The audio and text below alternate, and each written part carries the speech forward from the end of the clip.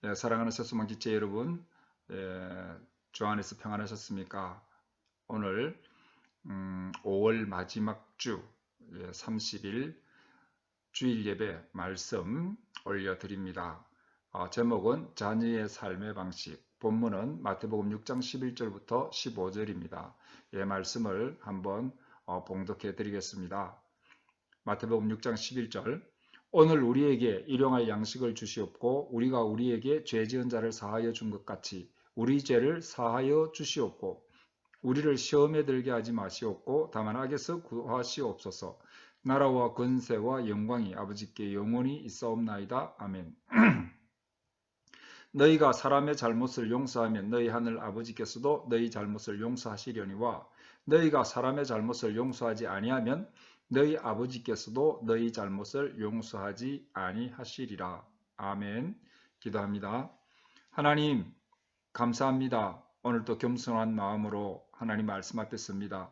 말씀을 잘 이해하고 깨닫게 하시고 이 말씀이 우리 마음판에 새겨져서 말씀대로 살아가는 우리의 삶이 되기를 원합니다. 하나님께서 친히 말씀하시고 은혜 베풀어 주시옵소서. 전하는 자나 듣는 자가 은혜 받는 복된 시간 되기를 간절히 바라옵고 나오며 우리 주 예수님 이름으로 기도드리옵나이다. 아멘. 예수님은 우리를 사랑하십니다. 아멘. 예수님은 우리를 사랑하십니다. 지난주에 우리는 주기도문 전반부를 통해서 우리가 하나님의 사랑받는 자녀이고 하나님의 거룩한 자녀이며 하늘의 시민권자임을 우리가 확신했습니다. 우리가 확인했습니다. 우리의 정체성을 확인했죠.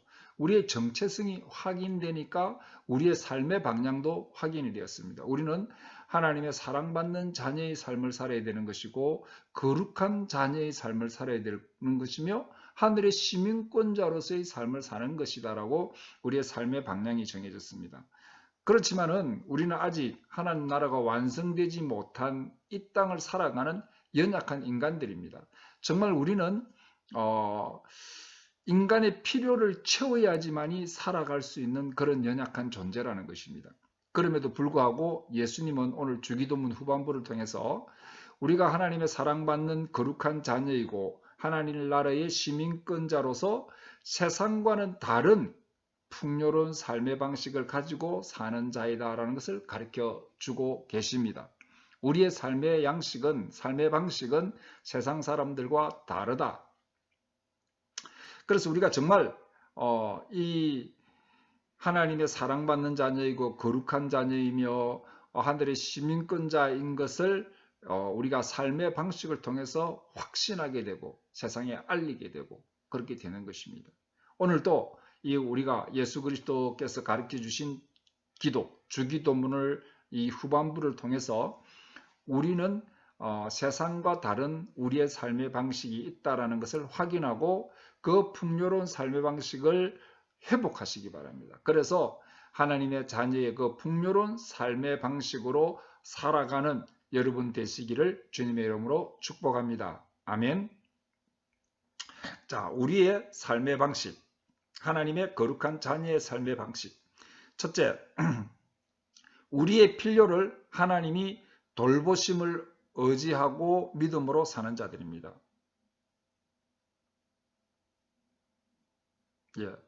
우리의 필요는 하나님이 돌보신다라는 것을 의지하고 믿음으로 사는 자입니다.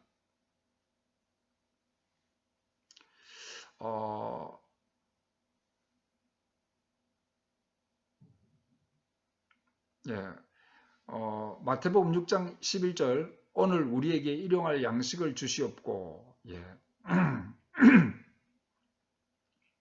저는 빵을 매우 좋아합니다. 이 밤에 잠이 안 올 때 우리가 이제 매일 아침 빵으로 식사를 하는데, 내일 아침에 또 내가 빨리 자야지 맛있는 빵을 먹지, 이렇게 생각하면서 잠에 들기도 합니다. 그런데 이 빵을 먹을 때 하나님이 주신 일용할 양식을 기쁨으로 감사하며 기도합니다. 왜? 하나님은 우리의 일용할 양식을 주시는 분이십니다. 그래서 예수님은 일용할 양식을 사장님에게 구해라, 농장주에게 구해라, 그렇게 말씀하시지 아니하시고 하나님 아버지께 구하라고 말씀하신 것입니다. 일용할 양식을 주시는 분이 누구라고요? 하나님 아버지시기 때문에.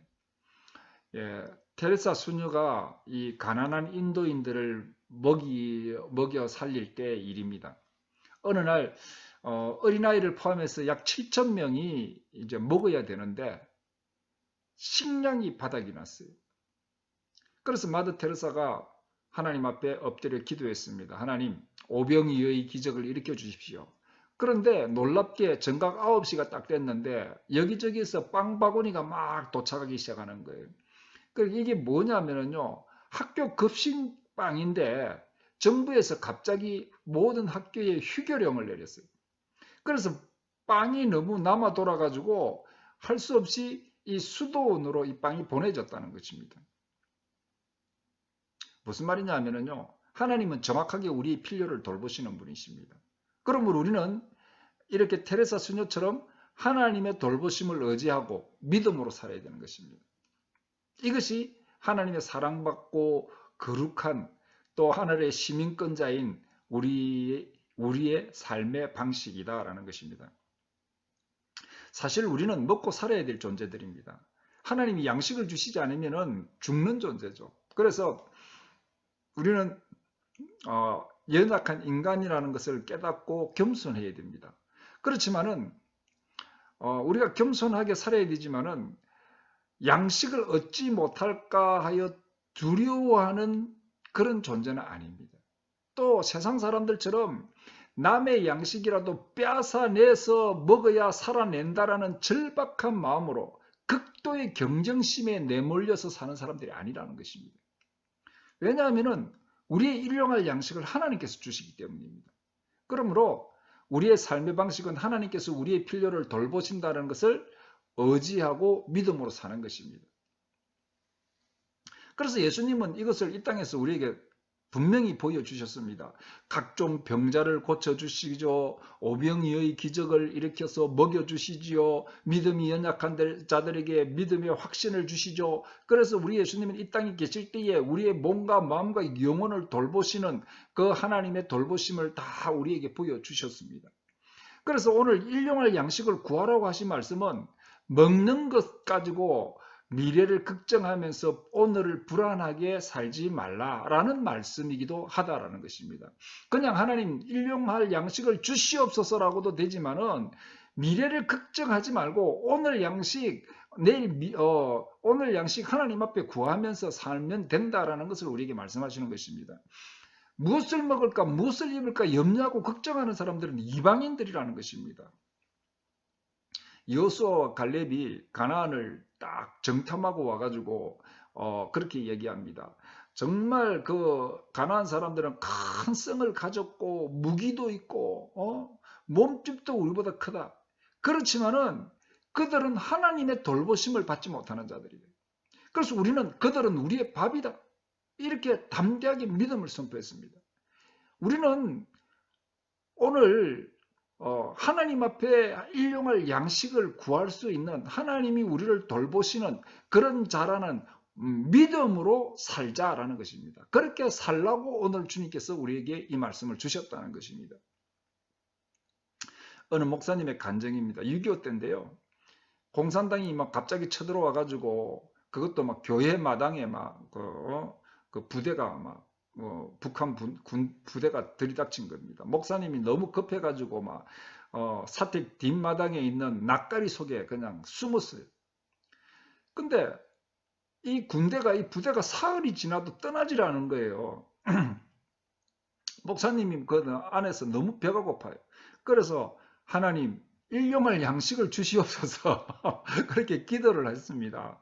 그러니까는 좀 있으니까 닭이 딱 그 낯가리 가까이 오더만은 알을 딱 까놓고 가는 거예요. 그래서 목사님이 그 알을 딱 먹으면서 며칠을 그렇게 그 알을 먹으면서 그 부대가 떠날 때까지 숨어 있었다는 것입니다. 예, 그렇게 살았다는 거죠. 예, 예수님은 오늘 우리에게 정교하게 가르쳐 주시고자 하시는 그 뜻은 뭐냐면 우리의 필요를 돌보시는 분이 하나님 아버지시다. 그래서 하나님 아버지를 의지하고 믿음으로 담대히 이 세상을 살아가자라는 것입니다. 이것이 우리의 삶의 방식인 것입니다. 일용할 양식을 누구에게 구한다고요? 하나님 아버지께 구하는 자들이. 예. 그런데 뭐 이렇게 구하면서 놀아라는 이야기는 아니겠죠. 그 무슨 말이냐면은 일용할 양식만을 위해서 일하면서 살아가라는 말씀이기도 합니다. 이 무슨 말입니까? 먼 미래, 아직도 오지도 않은 미래를 위해서 죽도록 일하면서 오늘에 그렇게 살지 말고 오늘 필요한 것만을 위해서 일하고 여유 있게 그렇게 삶을 살아라 하는 말씀이기도 한다 하는 것입니다. 왜냐하면은 미래는 주님의 것입니다. 어떻게 될지 모르는 미래 때문에 불안해할 필요가 없다는 것입니다. 오늘 양식. 여러분 일을 해도요. 미래에 내가 막 저도 막 미래를 많이 걱정했는데요. 지나와 보니까는요. 뭐 다 그 미래라는 것이 현재로 다 지나가는 겁니다. 예. 제가 며칠 전에 전도하러 갔는데 며칠 전이 아니네요. 어제네요. 목사님들하고 이렇게 전도를 하고 비가 억수같이 쏟아지는데 그래도 막 전도를 했습니다. 전도를 하고 근데 이제 목사님들이 이야기를 하는데 뭐라 하느냐면요. 뭐 요즘 유튜브에서 뭐 그런 뉴스가 떠도는데 30년 후에 한국에는 뭐 자녀를 낳지 않기 때문에 망할 것이다. 이런 이야기를 하는 거예요. 그리고 실제로 우리가 전도를 하러 가면은요. 시골 마을에 어른들이 막 며칠 전에 계시던 분들이 다 돌아가시고 요양병원에 가고 막 그냥 전도할 데가 없는 거예요. 예? 그렇지만은 목사님들이 말씀하시는 것처럼 30년 후에 우리나라가 망한다. 이렇게 미래를 불안해하게 생각해서는 안 된다는 것입니다. 그렇다고 해서 뭐 우리가 아무 준비도 하지 말라는 것은 아니지만은 그런 것은 미래는 나의 것이 아닌데 그 미래 때문에 목매달아서 오늘을 갖다가 허덕이며 살지 말자. 예, 그 말씀인 것입니다. 그래서 오늘 이 말씀에 보면 또 우리의 일용할 양식을 구하라 그랬습니다. 우리의 나의 양식이 아닙니다. 우리의 양식. 우리 공동체의 양식을 위해서 구하고 일하는 자들이 되라라는 말씀이기도 하다라는 것입니다. 우리는 항상 이 공동체를 생각하면서 함께 살아가는 삶의 방식을 가지고 사는 자들이다 하는 것입니다. 우리 새소망 지체 여러분, 우리의 필요는 하나님이 돌보신다라는 것을 의지하고 믿음으로 일용할 양식을 담대히 구하면서 여유있게 미래 때문에 허덕이지도 말고 우리의 공동체를 위해서 여유있게 일하면서 그렇게 사는 하나님 아버지 앞에 담대히 구하는 그런 여러분들 되시기를 주님의 이름으로 축복합니다. 아멘. 두 번째로는요. 용서하며 사는 것이 하나님 자녀들의 삶의 방식입니다. 마태복음 6장 12절에 우리가 우리에게 죄 지은 자를 사하여 준 것 같이 우리 죄를 사하여 주시옵고 또 14절 15절 너희가 사람의 잘못을 용서하면 너희 하늘 아버지께서도 너희 잘못을 용서하시려니와 너희가 사람의 잘못을 용서하지 아니하면 너희 아버지께서도 너희 잘못을 용서하지 아니하시리라. 아멘. 자, 용서 쉬운 게 아니죠. 용서라는 말은 정말 용서가 필요한 사람에게는 너무나 힘든 일입니다. 그렇지만 엄청난 폭력과 비극을 당하고도 용서를 통해서 치유와 회복을 얻은 사람들이 있습니다. 그래서 그것을 이제 영국의 여성 저널리스트인데 그분이 책을 썼는데 나는 너를 용서하기로 했다. 이런 제목의 이 용서의 힘을 깨달은 46명의 사람들이 이야기를 모아서 책을 냈습니다. 그 중에 한 가지만 이야기를 해드리겠습니다. 100만 명의 목숨을 앗아간 1994년도 르완다 내전 대학살 당시에 후투족에게 가족이 몰살당한 투치족 청년이 있었습니다. 정말 복수하고 싶었습니다. 그 원수가 누구냐면 자기 절친인 친구였습니다. 그런데 그 자를 찾아서 복수를 하려고 하는데 찾을 수가 없어요. 그래서 대신 나를 죽이기 시작했다.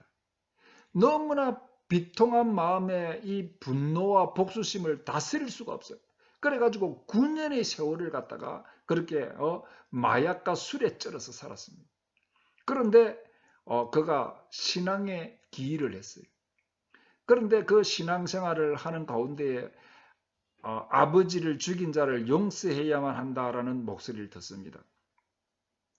그리고 용서는 나를 위한 것인지 그 살인자를 위한 것이 아니다라는 이 메시지를 그가 받아들이는데 시간이 참 오래 걸렸다고 합니다.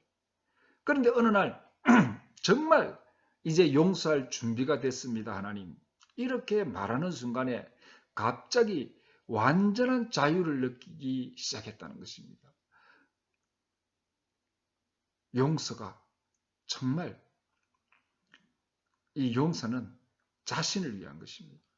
그래서 예수님은 하나님의 사랑받는 거룩한 자녀, 하늘의 시민권자인 우리는 용서하는 것이 삶의 방식이다. 그것을 우리는 삶의 방식으로 가진 자다라고 말씀해 주시고 있는 것입니다. 우리는 인간관계를 잘 못하는 존재들입니다. 그래서 인간관계를 항상 잘할 수는 없습니다. 그렇지만 우리는 잘 못하다 했지만은 용서하는, 용서. 왜냐하면은 예수님의 십자가의 사랑으로 하나님께서 우리를 용서해 주셨어요. 그래서 우리가 하나님의 자녀가 되는 놀라운 하나님의 용서의 은택, 그 혜택을 우리가 먼저 받았다는 것입니다. 그래서 우리는 일상의 삶에서도 항상 용서하는 삶의 양식을 가지고 살아가는 것입니다. 하나님의 그 놀라운 용서의 혜택을 우리가 받았기 때문에.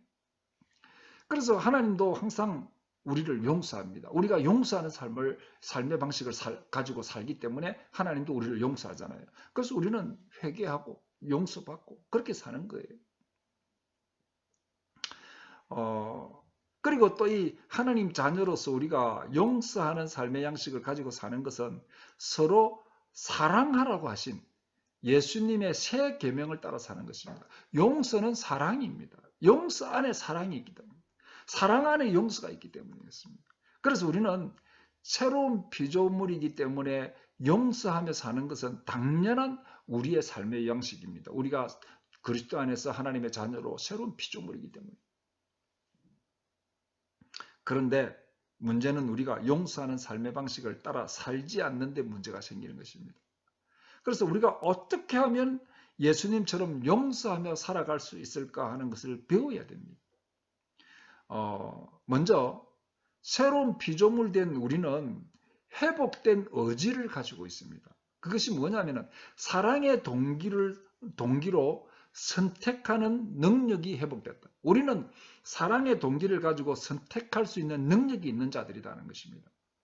그래서 우리는 의지적으로 사랑의 동기를 가지고 용서를 선택할 수 있는 능력이 있다. 우리는 용서하는 능력을 가진 자들이라는 것입니다. 그래서 우리는 용서하라는 예수님의 말씀으로 용서를 선택할 수 있습니다.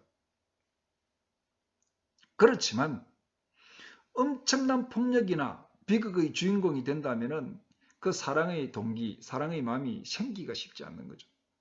그래서 오늘 예수님의 용서를 통해서 예수님의 마음을 공감할 필요가 있다고 생각합니다.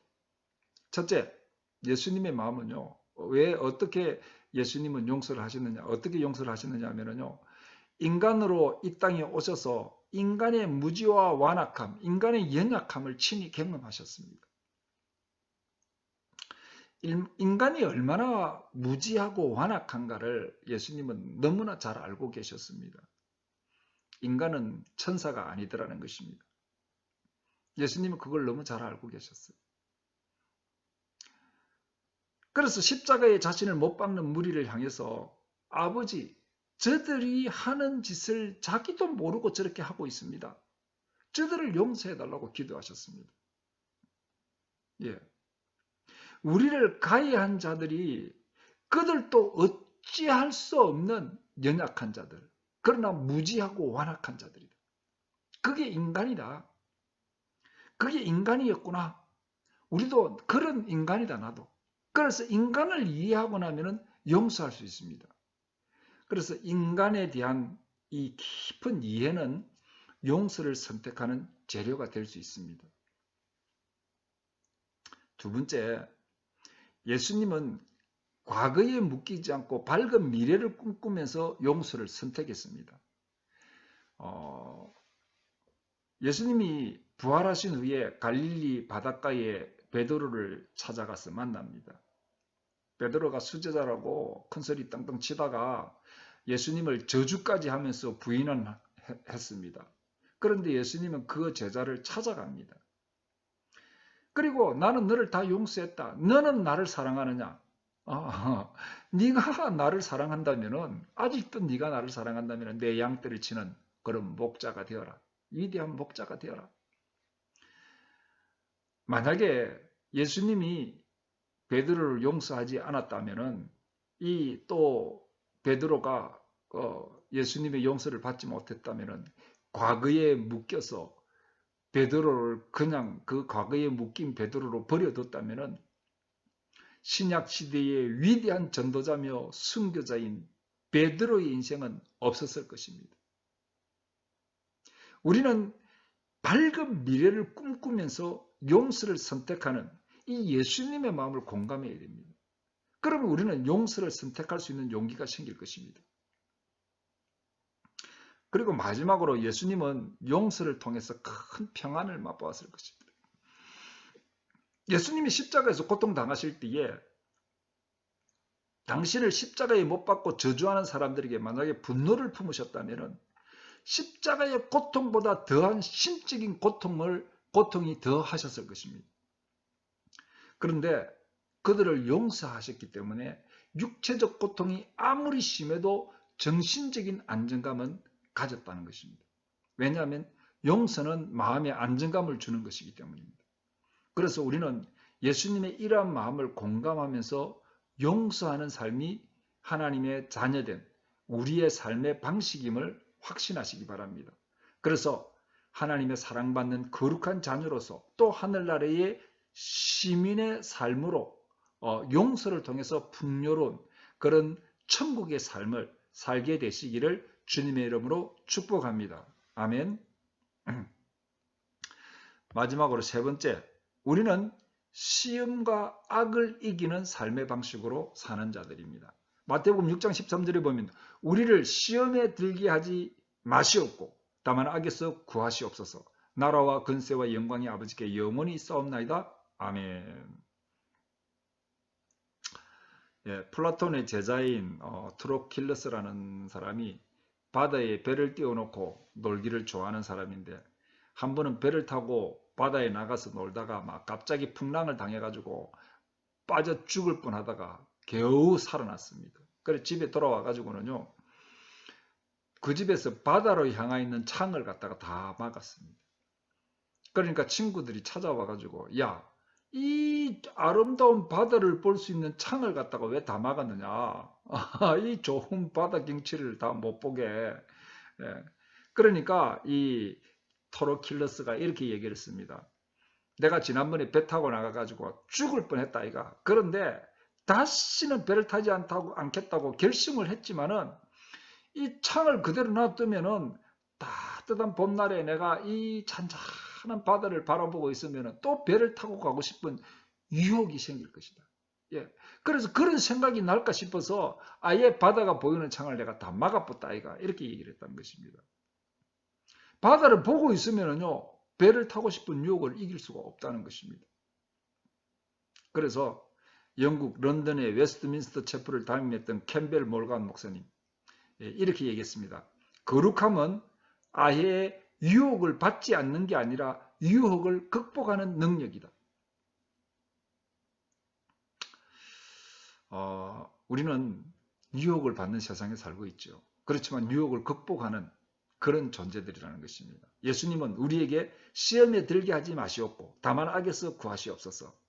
그렇게 기도하라는 것은요, 시험과 악의 도전을 받는 세상에 우리가 살고 있지만은 시험과 악의 도전을 이기며 사는 것이 우리 하나님의 사랑받는 자녀이고 거룩한 자녀이고 하늘의 시민권자인 하나님 자녀의 삶의 방식이라는 것입니다. 다시 말해서 우리는 유혹이 있는 세상에 살고 있습니다.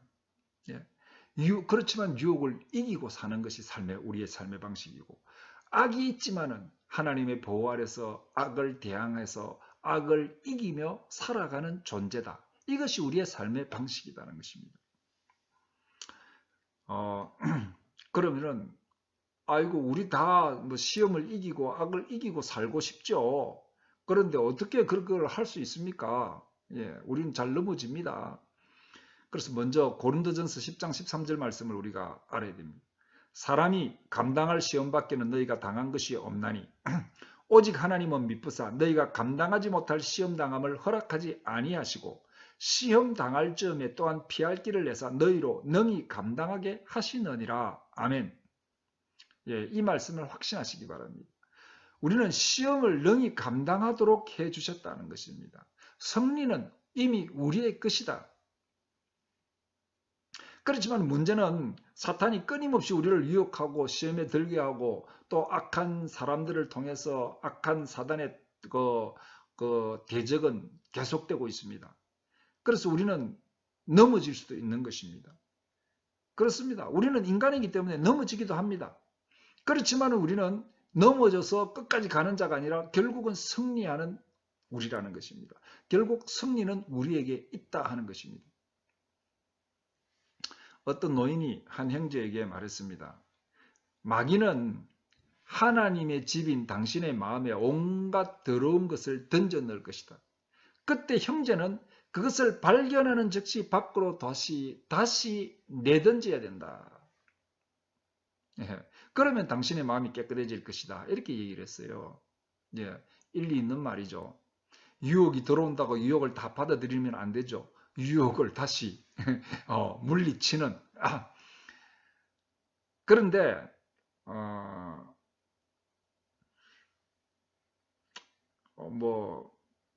저는 이렇게 생각합니다. 우리 집안에 막 불순물을 던져 넣는 것을 그 사단이 던져 넣을 때 막을 수가 없죠. 그래서 막 그것을 발견하는 대로 다시 밖으로 내던질 수도 있지만은